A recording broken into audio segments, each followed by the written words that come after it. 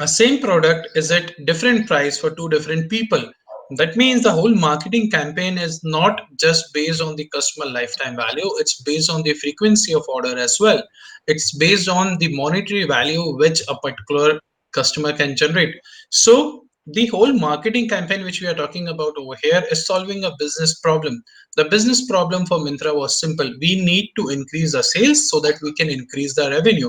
Automatically, a data scientist or a business analyst at the back end is thinking about, okay, this is the business objective they are giving us. We need to increase the revenue. How do I increase the revenue? Revenue can be increased by increasing the sales. How do I increase the sales? I need to increase the sales by making sure that I have a high customer retention rate, as well as I'm acquiring new customers as well. Hello, viewer. This is Dheeraj Mishra again here from Guide Me Education Services. Today we have with us sir from ISM Mumbai, Mr. Anshul Gupta. He is the head for Center of Business Analytics at ISME Mumbai campus. Before I go ahead and ask all of the questions, just wanted to understand in a layman terms, what exactly is business analytics? क्योंकि ये चीज काफी लोगों को आज भी clear नहीं है कि एनालिटिक्स है क्या.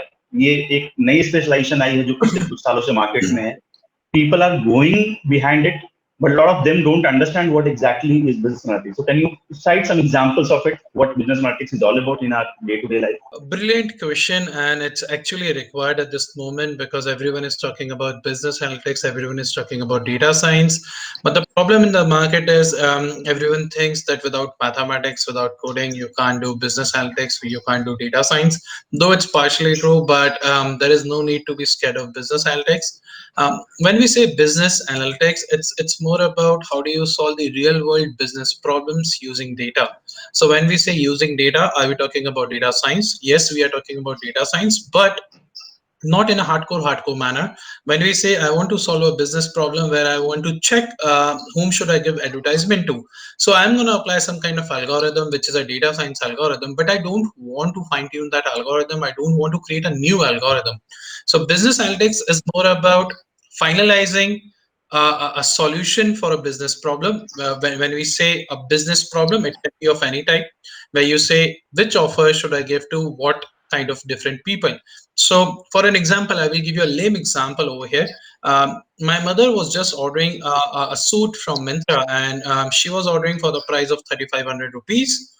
She asked me to order it for herself, for her. So what I did, I logged into my Myntra. I got that thing over there, and I was shown a price of 4,200 bucks, which means a same product is at different price for two different people. That means the whole marketing campaign is not just based on the customer lifetime value, it's based on the frequency of order as well. It's based on the monetary value which a particular customer can generate. So the whole marketing campaign which we are talking about over here is solving a business problem. The business problem for Mintra was simple. We need to increase the sales so that we can increase the revenue. Automatically, a data scientist or a business analyst at the back end is thinking about, okay, this is the business objective they are giving us. We need to increase the revenue. How do I increase the revenue? Revenue can be increased by increasing the sales. How do I increase the sales? I need to increase the sales by making sure that I have a high customer retention rate, as well as I'm acquiring new customers as well. Along with that, I'm increasing the customer lifetime value. So everything goes hand in hand. There are a lot of fundamental concepts related to business analytics. Let's take an example of Swiggy. When you say Swiggy, Swiggy is another food delivery application which came into the market in 2014. But with time, Swiggy has leveraged analytics, the data analytics, up to that level where they're giving you recommendations on the basis of your location as well as your average buying capacity. So each and every upscale residence as well as the corporate parks are geotagged from the initial, and on the basis of that your recommendations for the food and the restaurant changes. At some point in time, when we talk about customer segmentation, we also talk about the financial analytics which comes into picture. So business analytics, it's not just about understanding your customers, it's always about solving a business problem. It can be related to marketing, it can be related to finance, where you need to decide the cost of a particular product so that you can reach a break even point when you're running a startup. Even when you're running an organization and you're saying, okay, I want to reach a break even point at some point in time. Similarly, it's also about the budgeting, which you need to do for different departments. So a business analyst can help you out structure the budget for different verticals. Let's say you have 40 different verticals, and you need to allocate budgets to these verticals in a very efficient and apt manner, and you need to actually focus what's going to happen next year. So accordingly, you are giving the expense budget, you are giving different kind of budgets which can be there as a buffer, so everything can be done. For an example, Netflix. Okay, when we say Netflix, when we say ott platform leverages the power of data analytics to the fullest. For an example, what we watch is actually 100% prescribed and recommended as per our previous watch patterns, how we are doing the play and pause, what kind of different categories we like, what different content we prefer. So their whole business model is not just about the content which they are showing. It's about how they are recommending it to the customers. As for Netflix, only 80% of their revenue is generated by their recommendation engine. So overall, business analytics is the business application of the data science field. So both are kind of similar, both runs hand in hand together. So business analytics mainly uses data to solve a business problem in a very efficient and a easy manner, where you can even narrate your story of solving that decision, solving that business problem to your stakeholders in a very precise and effective manner. How do you see the future of somebody who is pursuing MBA in business analytics? I mean, what should be his career by 2030 if he's starting his career in 2020 by this year? How he would progress in next 10 years? Okay, so if you have heard the finance minister's speech, she also mentioned that business analytics and the data science are going to be a part of each and every vertical in the industry, be it a finance domain, be it marketing, be it any industry. Let's take few examples. Consider FMCG industry like Mondelez. Over there as well, nowadays they've started crunching the data, finalizing their schemes. So be it from a different angle where you're trying to understand your customers, even promoting your strategies accordingly. For an example, trade promotion optimization. A lot of hard work goes with a gut feeling when we talk about trade promotion optimization. But FMCG industries, IT industries like TCS, Infosys, where these business analysts are actually helping the software developers to understand the customer needs. They're telling the software developers, okay, this is the kind of data you need to collect from these many resources, this algorithm needs to be applied, and at the end we want this kind of particular final insights or final decisions. Be it finance, where a business analyst is helping a banking sector or a particular bank to check whether a person is going to be a loan defaulter or not. So there's a lot of scope in each and every domain. Consider insurance, where you're actually checking the whether a particular claim is legitimate or not. Same is the case with a market research firm, where you're checking, okay, if I've started a new organization, what is the probability that I will be able to achieve this target in this much time. So you need to do a in-depth market research.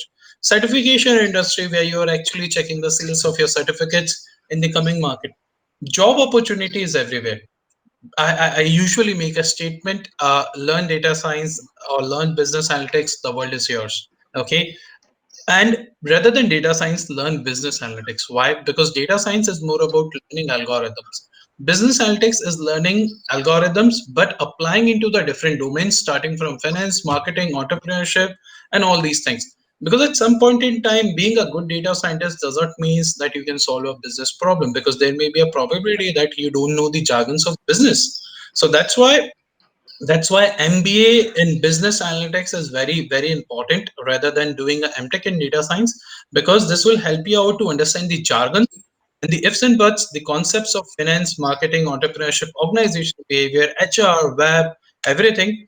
And you can then apply all the concepts learned using of machine learning, of data mining, to solve those business problems, which can occur, be it a peer-to-peer learning, be it solving the attrition rate for a HR department, be it customer segmentation for your marketing campaign, be it a forecasting. How many job predictions do we have in next few years as far as business analytics is concerned? So in next 10 years, if you'll talk about numbers, so there are different predictions which are there in the market, ranging from where we say there are going to be 10 million jobs in India itself, and that's a very big number, because we are claiming a 1 CR jobs. Okay, 1 year of jobs in India, ranging from a basic data engineer to a data analyst to a hardcore business analyst and a data scientist. Because as soon as you're done with your business analyst course, you can go in for become a data engineer. You can do anything. Okay. Now, when I say being a business analyst, can you solve problems related to finance? Yes, because if you become a business analyst, you can also become a finance manager. You can also become a marketing head. You can also become a chief information officer. So any job, any corporate job, because in MBA business analytics, you learn each and everything. All the subjects of finance, all the subjects of marketing, but with a tinge of analytics into it. Your specialization will be analytics, but he will learn all the ifs and buts of all the concepts of finance, marketing, entrepreneurship, as well as the most important thing is nowadays is the data entrepreneurship. Okay, the tech entrepreneurship. If you want to scale up, how do you scale up a particular business? By considering whether I should use a MIS or not. And if I'm using an MIS, what different features should I use? So everything comes into picture. As a number in India, that was around 10 million, which was projected by a particular website, but it depends. But trust me, a simple thing for all the viewers over here. Just go to Naukri.com, just go to Indeed.com, Monster.com, and search about business analytics or data science. There is a list of jobs. You will see by 2022, all the jobs which are going to be there in the market are either of the cybersecurity specialist or the people who know AI, machine learning. There will be no general management jobs, because I will tell you with my experience, I am a corporate trainer as well, and I recently trained people who have done their MBA from IIMs. They have done CAs, they are actuaries, and these people were having 20 years of experience, and trust me, what they were learning, they were learning Python. They were learning Python to actually segment their customers. One was from legal department, and he was actually learning Python to check whether a claim is legitimate or not. And on the basis of that, he was able to actually correlate. He was able to fasten up the whole claim status, and he was actually able to process that claim faster. So at every point in time, it's not about learning data science. It's always about how do you apply. Everywhere it's an application, be it an education industry where you can enhance a student experience using it. As a fresher in business analytics after completion of an MBA, what salary package can one expect into this industry? I'm sure the way you have explained it, there seems to be that anybody who is good into his field will certainly get a job. But at what package? That is what I wanted to understand. So there are multiple companies hiring for multiple packages. If you'll talk about FMCG, the package ranges from 8 to 12 lakh rupees as a fresher if you don't have any prior work experience. Now, if you talk about a tech industry, it completely depends, because if you talk about Byju's, which are there in the market, if we talk about Swiggy, they are paying heavily to these business analysts. But when we talk about the hardcore tech development, it completely depends on your coding skills at some point in time. Not coding, actually conceptualizing the problem, because there will be someone who is going to code for you. You're not going to code the software because you're not made a software engineer. You have been made a business analyst. Okay. So I assume after doing a MBA in business analytics, it should be around 10 to 14 lakhs, depending on the capacity of the students. As a fresher, with a work experience, it can range between 12 to 16. But as you know, outliers are always there. There may be a 4 lakh rupees package for a particular student who is not actually trying to learn anything and he is not able to apply. That's why I say, if you want to learn business analytics, you should be logically good.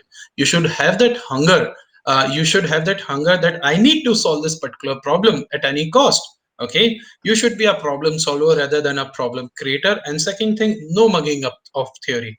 You should be able to solve a problem. You don't have to mug up, you don't have to clear examinations and land up in a job. It's not about learning any formula of accounts, it's not about learning a formula of break even analysis. It's always about how do you actually apply those concepts and drag the solutions out of it.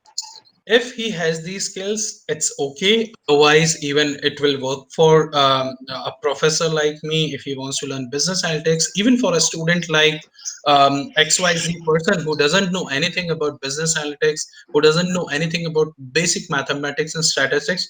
But I do assume that a student should know about mean, median, mode, and he should be keen towards learning mathematics. Now, to be precise, if you cannot think logically and just believe in mugging up the things and writing the examination, then business analytics is a big no.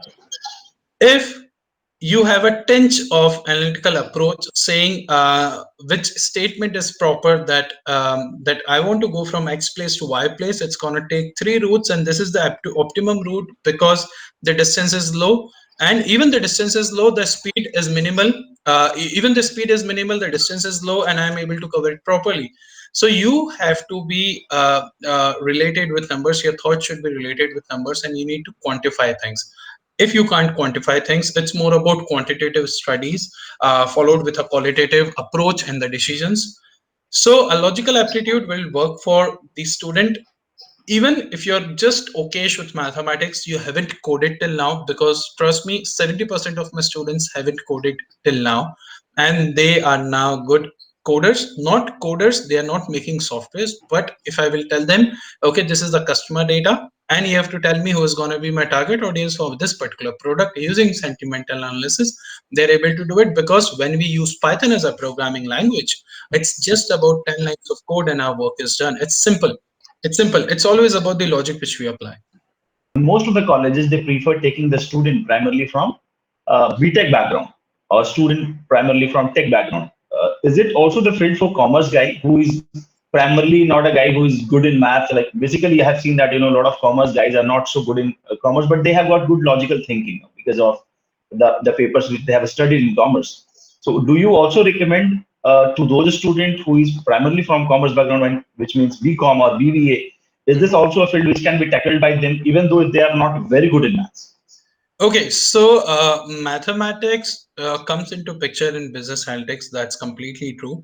But a decent mathematics can work, and if a student is not good in mathematics, if he has a positive approach towards learning mathematics, because the application will be a little different, he will become a problem solver. Okay. Because if you see, even my trainees whom I trained in the corporates, they are using mathematics to the minimal. They're not talking about the higher level partial derivatives. They're not deriving any kind of equations. What we are doing is just putting up a formula which is already embedded in a code.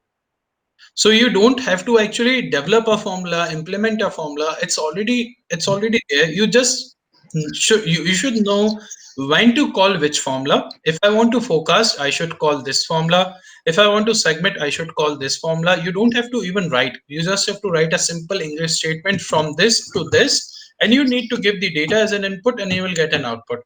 So more of a fine tuning than learning hardcore mathematics into it. And it's simple mathematics, trust me. It's 8th and 9th class mathematics, so no need to worry about mathematics.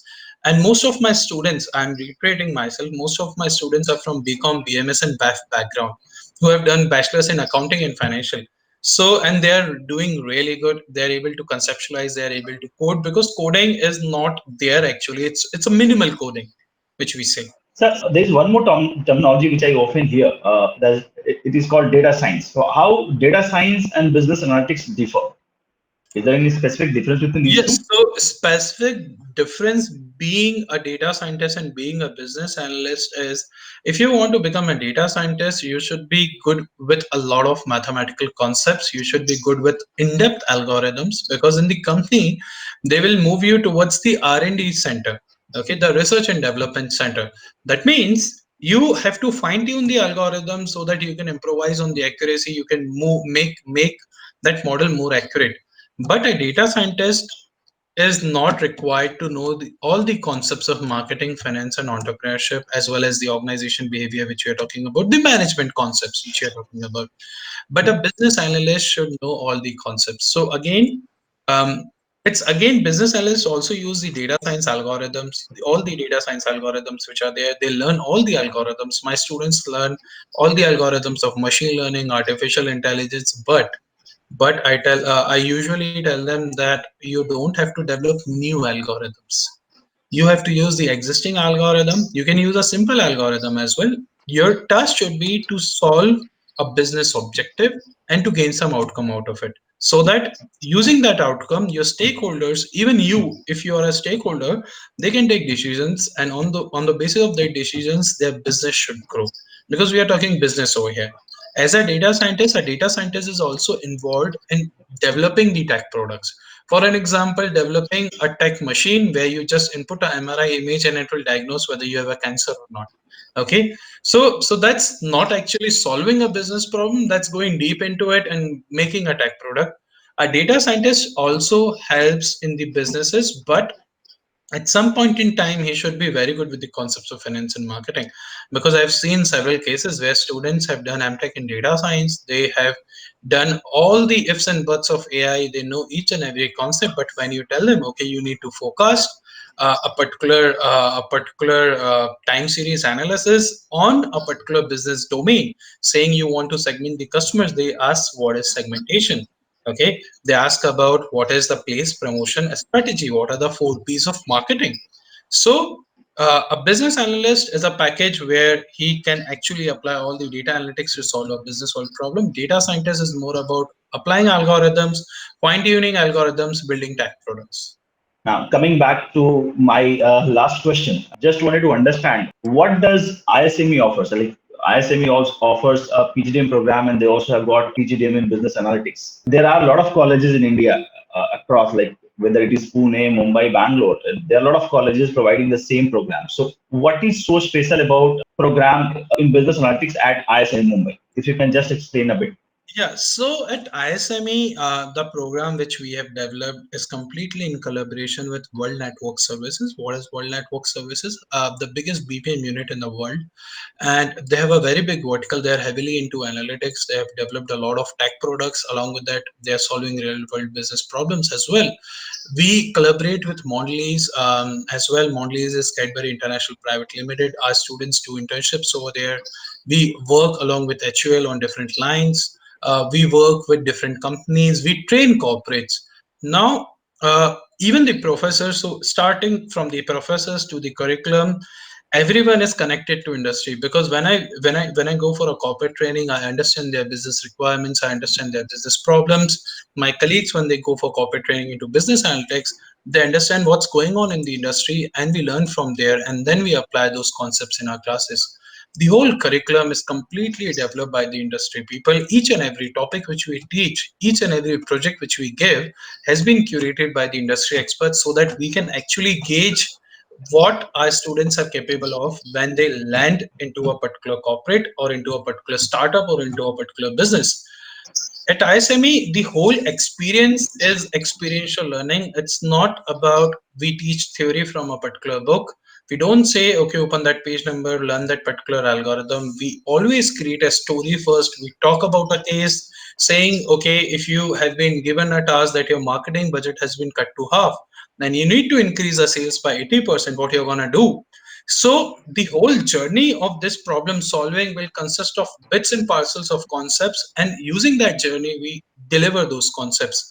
So experiential learning along with the project based learning, because every concept should be applied. With that, we have a very good corporate connect, because we are situated in One Indiabulls Lower Parel. We are surrounded by around odd number of 110 corporates. Each and every corporate which is around us is heavily into data analytics at some or the other end, because there are banks, there is Morgan Stanley, there is KPMG, there is Mondelez on the other side of the road. Everywhere we have these companies. Now, when we say ISMA, it gives you a platform not just only to learn, it gives you a platform to apply as well, because we are developing a T-shaped business analyst, which we usually say to all our students, which has a breadth of all the concepts of finance, marketing, entrepreneurship, and a depth of analytics.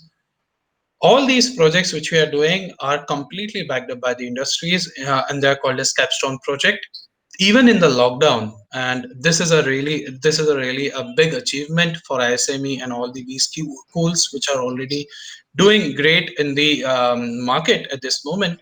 At ISME, we got 100% virtual internship this time, even in the case of lockdown, when students were struggling with the internship, different students, because the whole gimmick was all about that students should be ready with the application based concept as soon as they go for internship after their first year, and they have done phenomenal. Trust me, they've done wonders in their internship, because even for me, when if you'll see for across the B schools, they are not actually teaching the application based subjects in the first year. They are just clearing the fundamentals. But we try to scale up from trimester 2 itself, where we teach the application based subjects, because as soon as they go for internship is always about application. It's not theory. It's always about applying something whatever we have learned. Okay, so students were doing really great at their internship. There was a very positive feedback, and we are really looking forward to the PPO of those from those companies. So, in short, the whole course offers a breadth of all the subjects related to finance, marketing, entrepreneurship, and as an ISME Edge, we given a specialization into analytics as well. But trust me, even a PGDM in finance, in a core finance, a PGDM in a marketing is completely application based. Even we teach a subject of marketing analytics for marketing specialization, financial analytics for financial specialization. And it's not just a single specialization which we focus on, because with the COVID pandemic, there may be a possibility that Anshul is looking for a job in finance and he's getting an offer from a marketing firm. Okay, so we offer a major and minor kind of system where a student can choose a major in finance and a minor in entrepreneurship. If he's like, okay, at some point in time, I want to become a stockbroker and I want to start my own firm. In business analytics, the major is fixed. It's gonna be business analytics only, but he can choose any minor. If he is like, okay, I want to become a business analyst with HDFC Bank, choose finance as your minor, and major is already fixed as a business analytics. So everything in and out is completely curated for the students, and the best part at ISMA is we actually update our curriculum every trimester. So there may be a possibility that I am including new case studies, so nothing is fixed. There may be a possibility I'm walking into the class and I'm gauging that my class is not up to that particular level. I will include few more case studies into it. So it's not a university system; it's a PGDM. We can fine tune our syllabus as per the industry inputs. So everything is dynamic. Everything is related to COVID scenario at this moment. Even because the times which are going to come after 10 to 15 months, it's going to be very tough for the students. The job requirements are going to be different. True, true. I'm sure for ISM Mumbai, getting that internship would not have been a problem for the students at this particular time. Seeing the current changes, the kind of technology you are using while teaching the student for PGDM program, whether it is for analytics or for finance. There was no problem related to internship. All of our students got an internship at big names like HUL. They worked with Mondelez. They worked with KPMG. They were with IAFL. They were with Sama, one of the biggest legal firm agency, which is heavily into analytics. They worked into sports analytics companies. They worked with a peer-to-peer learning application based business, which is called as Beehive. So all these experience were mixed experience, and trust me, even these hard times, we didn't push our students saying, okay, you have got an internship, just go for that internship. There were 2 3 offers for a student. He was able to choose, okay, I'm interested into sports analytics, I will pursue my internship from this particular organization which is doing projects into sports analytics. So rather than we forcing the students, and at ISME, the best part which I love about my training and placement office is they ask the students, what do you want to do in life? Okay, so at ISME we believe in a concept called as aspiration mapping. As soon as you enter ISME, from day one we ask our students, okay, what do you think, what you're going to become, what do you want to do after 2 years? From that day we start mentoring those students. Each and every student has been assigned a mentor dedicated to that particular field only. If a student want to become a data scientist or business analyst, he's going to be my student, he's going to be my mentee. I'm going to tell him, okay, you have to scale up in these subjects. If you're not able to perform, I will help you out. I can help you out with the different things. How do you actually design your whole LinkedIn profile? Starting from LinkedIn profile, what projects you should include? Because at some point in time, it's always about the application. Companies are only looking at the projects nowadays. They're not looking at the CGPA. The trend has changed. There was a trend in 2011 2012 where companies were just saying, okay, the eligibility criteria is if you have 70% you are eligible for the interview. No, nowadays they're interviewing everyone, but they are looking at what kind of applications you have done. Okay, if you have learned a concept of customer lifetime value, have you actually applied that concept somewhere? Have you actually did a project? So at ISME, internship is linked with projects. Projects help out in internship. The learnings at the internship helps in curating the capstone project in the second year with the specialization, and then we move towards the placements. Thank you so much for giving us the time today. Thank you so much, sir. Thank you. It's a privilege.